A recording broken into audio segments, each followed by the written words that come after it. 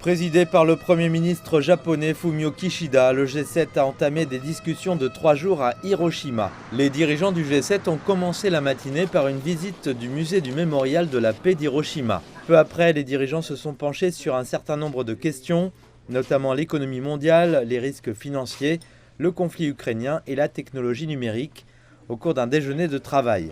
La question de l'augmentation des risques financiers et de la stabilité économique mondiale a pris le dessus.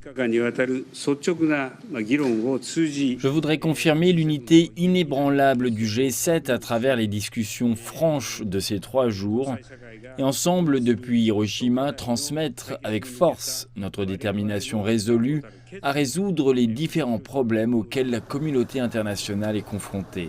La sécurité à Hiroshima n'a jamais été aussi stricte, avec plus de 24 000 policiers mobilisés dans la ville. Cependant, cela n'a pas empêché un groupe d'activistes japonais et internationaux de protester contre le sommet du groupe des 7 et la guerre nucléaire. Marchant dans le centre d'Hiroshima, les militants ont scandé « Pas de G7, pas de sommet impérialiste, pas de guerre nucléaire ». Ils ont exprimé leur colère face à la présence de dirigeants de puissance nucléaire dans une ville qui a été dévastée par la bombe atomique. Les manifestants ont également accusé certains pays du G7 d'attiser les tensions régionales avec la Chine, la Russie et la RPDC.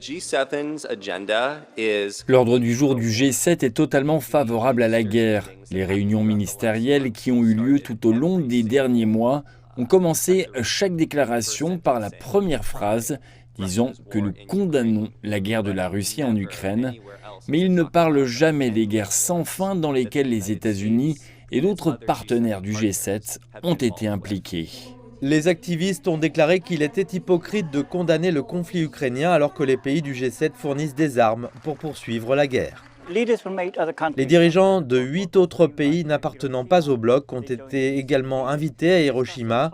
Ils ont rejoint les dirigeants du G7 pour discuter du climat, de l'alimentation et d'autres questions mondiales.